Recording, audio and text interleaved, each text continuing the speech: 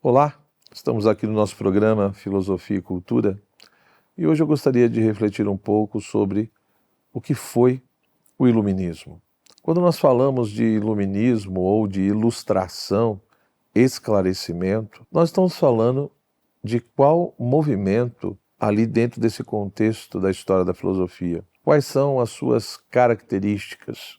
Ora, quando nós pensamos no movimento iluminista, nós estamos falando de um movimento, né, de pensamento europeu, justamente ali, bem característico, né, basicamente, da segunda metade do século XVIII. De fato, esse movimento iluminista, né, ou como muitos vão dizer, né, esse esclarecimento, essa ilustração, no fundo, foi um movimento cultural extremamente abrangente. Portanto, que não envolvia apenas a questão da filosofia, mas também das artes, né, das ciências, literatura, como também da política, do direito, etc. Então veja que, de fato, como eu já disse, foi um movimento cultural no sentido extremamente amplo. E quando nós pegamos a palavra iluminismo, é evidente, né, que não é à toa que o século XVIII, nesse contexto, nesse momento, vai ser muitas vezes classificado como o século das luzes. Então a metáfora da luz, ela aparece claramente ou está ali de maneira extremamente subjacente à própria questão do iluminismo. E se iluminismo, século das luzes, né, tem toda essa correlação, evidentemente, com a questão da luz, óbvio que sempre vai ocorrer o quê? A ideia de contraposição à questão das trevas.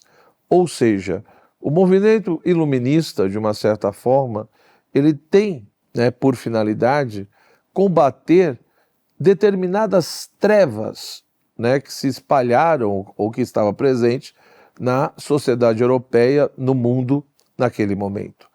Evidentemente que o termo trevas aqui é sinônimo de obscurantismo, de superstição, de ignorância, né? E com certeza aqui muitos estavam pensando também numa certa contraposição ao período medieval, ao contexto medieval, ou seja, a esse rótulo de que a Idade Média foi o período das trevas, coisa que eu já trabalhei em aulas anteriores. Mas independentemente disto, neste momento, nós vemos claramente, né, que o movimento iluminista, ele de fato vai também valorizar bastante a questão da consciência individual autônoma, né? Ou seja, essa questão de que cada indivíduo, com as suas potencialidades naturais, ele tem a capacidade de conhecer, né? E é nítido que o projeto iluminista, ele de fato tem uma pretensão de emancipar, de libertar a sociedade, a humanidade, de determinadas escravidões. Ora, quais são as armas que o movimento iluminista defendia ou procurava usar? No entendimento deles, as grandes armas que eles tinham eram justamente o quê? A ciência, o conhecimento e a educação, né? Ou seja, é necessário libertar o ser humano justamente de todo tipo de escravidão que tenta, de uma certa forma, aprisionar o ser humano, né, e impedir que ele chegue a essa plenitude da sua humanidade, principalmente a escravidão, né, da ignorância, da superstição no entendimento deles, né?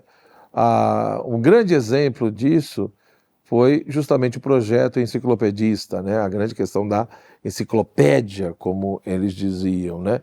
A enciclopédia seria uma tentativa de sintetizar todo o saber estabelecido, conquistado na época, procurando realmente fazer com que todas as pessoas tivessem acesso a isso daí. É óbvio, é evidente, né, que por trás desse tipo de pensamento ou de projeto emancipatório está presente ali um pressuposto que, de uma certa forma, vai procurar fundamentar tudo isso. O pressuposto elementar dos iluministas era justamente a ideia de que todos os homens são dotados de uma luz natural, né? Todos os homens são dotados de uma certa racionalidade e, portanto, a grande função da ciência, da educação, da filosofia seria justamente colaborar, permitir que essa luz natural seja posta em movimento, seja posta em prática e, portanto, ajudando a remover todos os obstáculos que, de uma certa maneira, atrapalham o exercício dessa luz natural. Porque, de fato, do ponto de vista iluminista, uma questão se coloca. Se essa luz natural realmente existe, essa luz natural da razão, se todos os homens são portadores de uma certa racionalidade e têm essa capacidade de conhecer o real, por que que o ser humano muitas vezes não utiliza isso? Por que que ele não progride? Por que ele se sente preso, né, impossibilitado ou escravo e submetido a tantas coisas? Ora, no entendimento dos iluministas, a grande questão que deveria se fazer, ou a grande preocupação deles, era justamente formar o indivíduo, formar um novo indivíduo, capaz realmente de usar, de exercitar essa luz natural, essa racionalidade, né?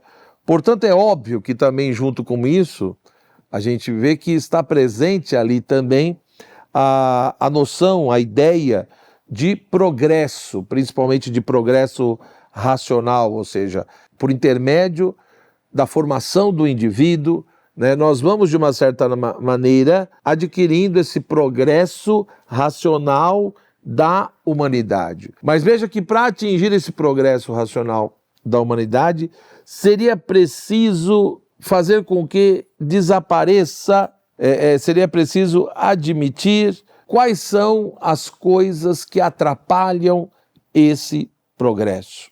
Em primeiro lugar, admitir e reconhecer quais são essas coisas.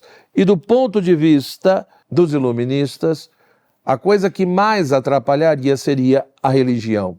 Principalmente quando eles falam em religião, estão pensando aqui na questão da Igreja Católica, o fato dela, enfim, procurar interferir na consciência das pessoas, né, e de uma certa maneira querer que as pessoas se submetam a uma autoridade, ao modo de pensar e de ver o mundo e, portanto, abrindo mão ali da sua própria luz natural, da sua própria razão.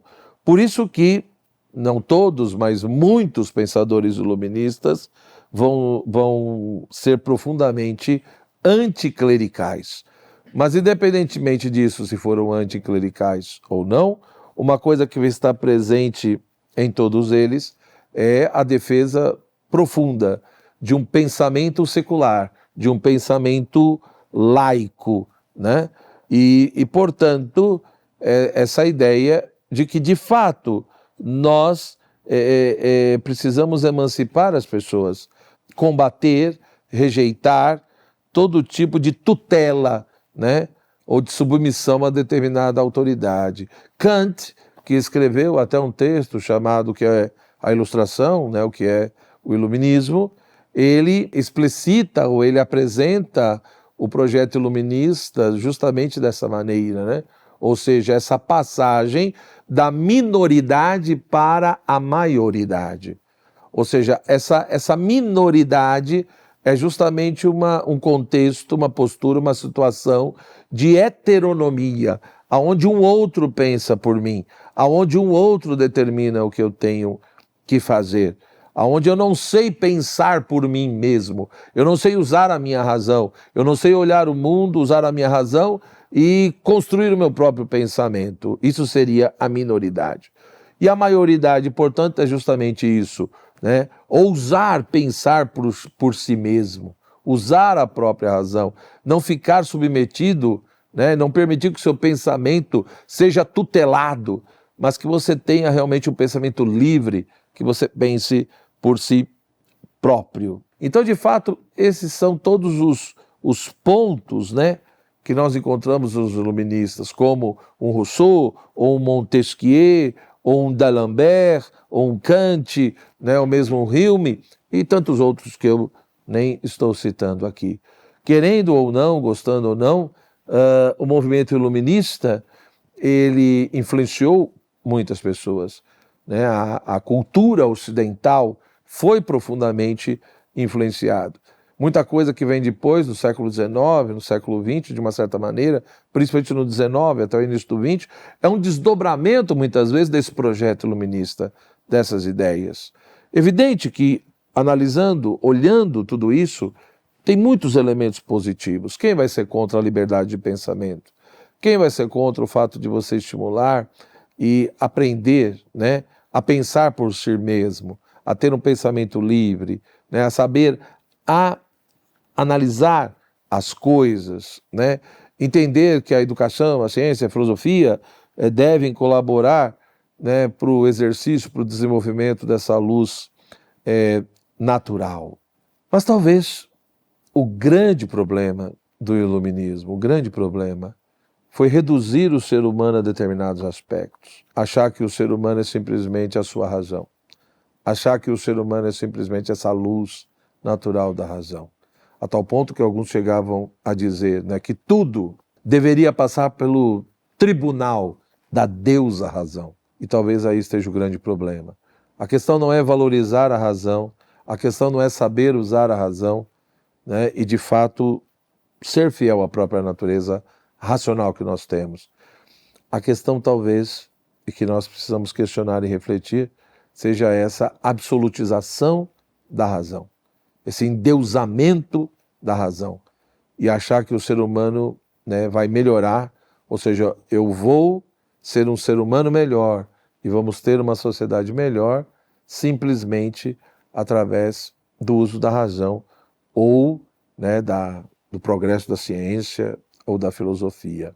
Olhando para tudo que nós vivemos, né, ou seja, para tudo que aconteceu no século XIX, no século XX, que acontece hoje em dia, tantas atrocidades e tantos problemas, talvez a ciência, a filosofia, a razão realmente não seja suficiente para resolver os problemas humanos.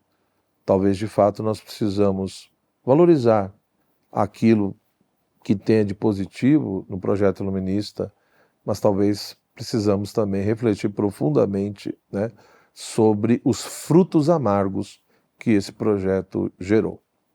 Obrigado pela sua atenção. Se gostou, deixe a sua curtida, compartilhe o vídeo, né? Consulte a bibliografia indicada, recomendada, tá certo? E sempre busque cada vez mais um conhecimento profundo das coisas. Porque, de fato, quem não tem conhecimento, com certeza, vai ser conduzido por um outro. Tchau, tchau.